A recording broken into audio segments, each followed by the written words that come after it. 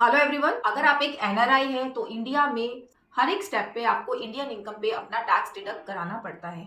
यहाँ पर एनआरआई के दिमाग में एक क्वेश्चन तो हमेशा रेज होता है कि मेरे को ये कैसे पता लगेगा कि जो टीडीएस मैं डिडक्ट करा रहा हूँ, जो वेंडर है जिन्होंने टीडीएस डिडक्ट किया है वो उसको मेरे पैन नंबर पे डिपॉजिट करा ही देंगे।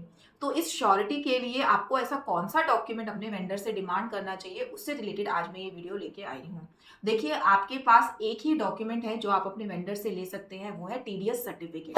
टीडीएस सर्टिफिकेट में आपको मेंशन होता है कि आपके पैन नंबर पर आपको इतनी इनकम दी गई थी जिससे रिलेटेड इतना टीडीएस था जो हमने आपसे डिडक्ट किया और आपके पैन नंबर पे इसको डिपॉजिट कर दिया है। ईयर एंड में जब अपनी इनकम टैक्स की रिटर्न को फाइल करेंगे तो उस टीडीएस सर्टिफिकेट को यूज करते हुए या फिर वो जो अमाउंट है वो आपके 26 ईयर्स में जब रिफ्लेक्ट होगा तो आप अपनी रिटर्न में उसका इनपुट क्लेम कर सकते हैं अपनी लाइबिलिटी के अगेंस्ट, या फिर अगर आपकी लाइबिलिटी नहीं है तो आप अपना रिफंड भी क्लेम कर सकते हैं। तो इस तरीके का सर्टिफिकेट जरूरी नहीं है आपको जब जिस टाइम पर आप डीलिंग कर रहे हो उस टाइम पे आपको मिल जाए, क्योंकि जो भी एक एनआरआई का टीडीएस डिडक्ट करता है उसको अप्लाई करना होता है टेन नंबर के थ्रू। वो अपनी क्वार्टरली रिटर्न फाइल करता है।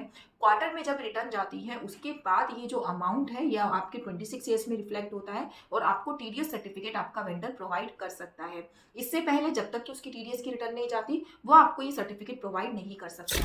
तो अगर आप कोई प्रॉपर्टी की डीलिंग करने जा रहे हैं या फिर आपको अगर कोई रेंटल इनकम है तो उस केस में आप क्या कर सकते हैं, आपका जो वेंडर है उससे चालान की कॉपी को डिमांड कर सकते हैं। जो भी टैक्स पे उन्होंने किया है, टीडीएस जो उन्होंने पे किया है उसकी चालान की कॉपी, जिससे 50% तो आपको ये श्योरिटी आ जाएगी कि जितना अमाउंट उन्होंने डिडक्ट किया है उन्होंने आगे गवर्नमेंट को पे करा दिया है। अब गवर्नमेंट को पे कराने के बाद वो आपके पैन नंबर पर क्रेडिट अवेलेबल होगा या नहीं होगा उसकी एश्योरिटी अभी भी नहीं है।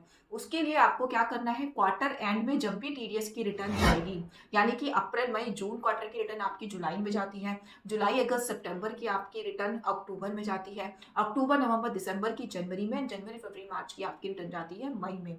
तो जब भी ये रिटर्न उनकी जाएगी, रिटर्न जाने के बाद 1 वीक बाद आपको उनसे फॉलो अप करना है अपने टीडीएस के सर्टिफिकेट के बारे में।